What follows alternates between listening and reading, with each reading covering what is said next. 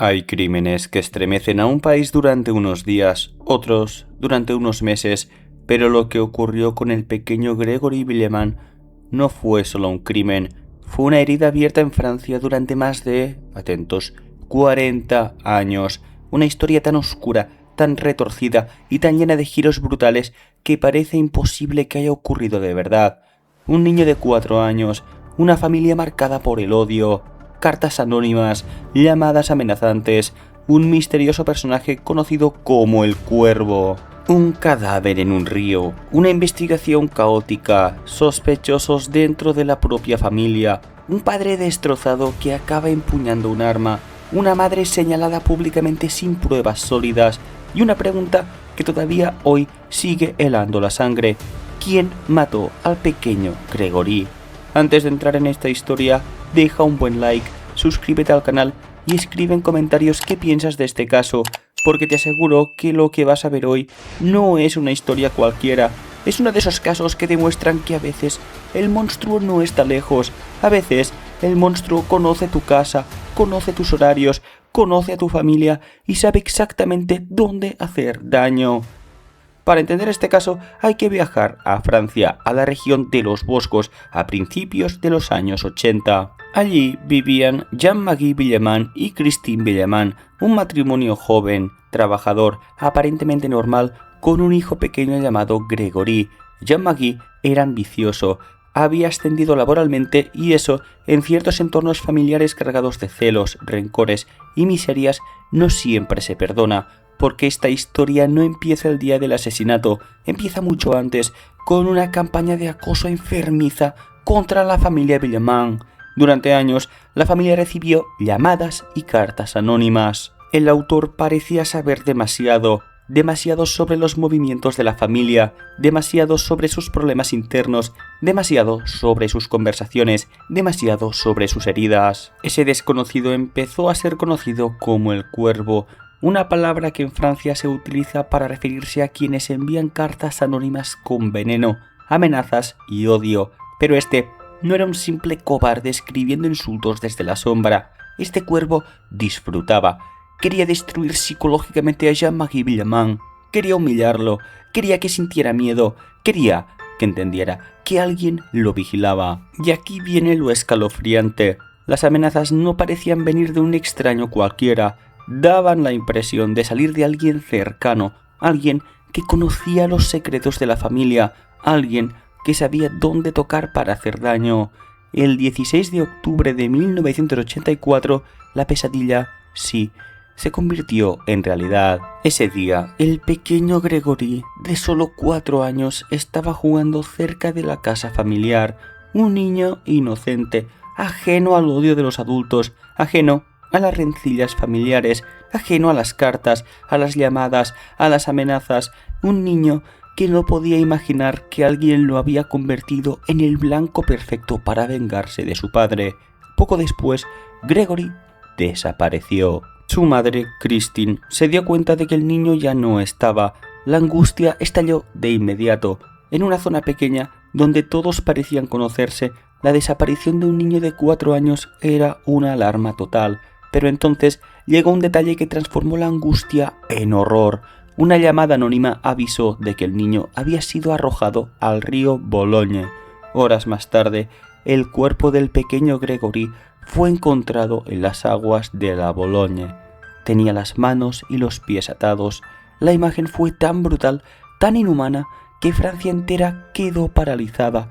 Un niño de 4 años, asesinado y abandonado en un río como si fuera un mensaje. Y eso era precisamente lo más siniestro. Gregory no parecía ser solo la víctima, parecía ser un mensaje, un castigo, una venganza escrita con sangre inocente. Al día siguiente llegó una nueva carta. El asesino, o al menos quien decía serlo, se atribuyó el crimen. El mensaje era muy claro: se había vengado. No había remordimiento, no había piedad, solo una satisfacción enfermiza, cobarde y cruel. A partir de ahí el caso explotó. La prensa francesa se lanzó como una jauría. Cámaras, titulares, rumores, filtraciones, acusaciones. Todo el país quería saber quién había matado al pequeño Gregory. pero lo que debería haber sido una investigación rigurosa se convirtió en un laberinto de errores, presiones mediáticas y sospechas cruzadas.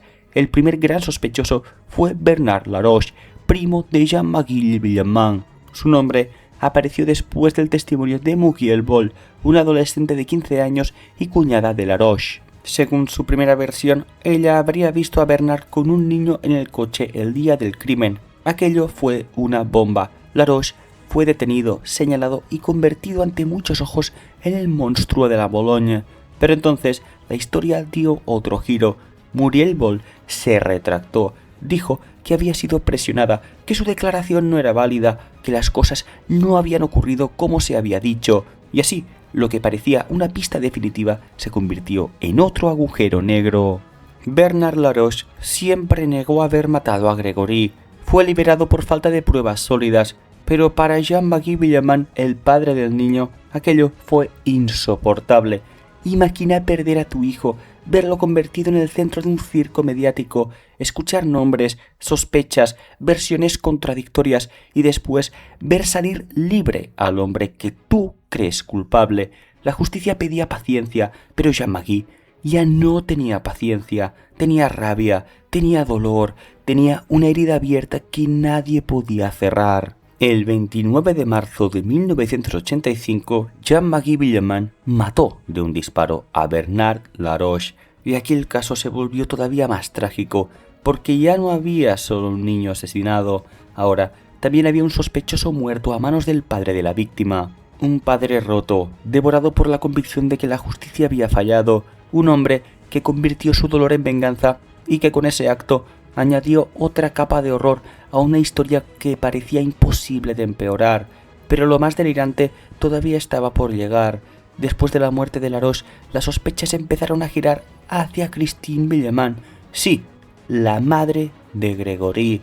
La mujer que había perdido a su hijo fue señalada, examinada, perseguida por los medios y tratada como sospechosa.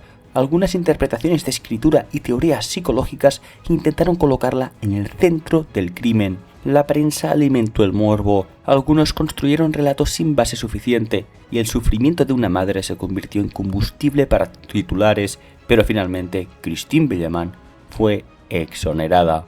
Después de años sin novedades del caso, en 2017 volvió a estallar con nuevas detenciones dentro del entorno familiar. Entre los nombres que reaparecieron estaban Marcel y Jacqueline Jacob, familiares de la familia Villemin. Fueron investigados, pero el caso volvió a moverse entre dudas, anulaciones, recursos y falta de certezas absolutas. Mientras tanto, la tecnología empezó a ofrecer nuevas esperanzas. Se hicieron pruebas de ADN, se revisaron cartas, se analizaron cordeles, sellos, ropa y grabaciones de voz. Cada avance científico parecía prometer el gran titular. Por fin sabemos quién mató a Gregory, pero una y otra vez, la verdad se escapaba entre los dedos. Jacqueline Jacob en 2025 fue imputada de nuevo en relación con una posible asociación de malhechores vinculada a la preparación del secuestro, y en 2026 se ordenó una contraexperticia estilométrica para comprobar si esas conclusiones eran realmente fiables, es decir, más de 40 años después, la justicia sigue intentando descifrar la voz del cuervo. Mientras no haya una verdad judicial definitiva, la Bologne seguirá arrastrando una pregunta que no envejece. ¿Quién mató al pequeño Gregory? Si este caso te ha impactado, deja un buen like, suscríbete al canal y escribe en comentarios tu teoría. ¿Crees que fue una sola persona? ¿Crees que hubo un complot familiar? ¿Crees que la verdad está en las cartas del cuervo? Te leo en comentarios, porque este es uno de esos casos donde cada detalle puede cambiarlo todo. Hasta el próximo vídeo.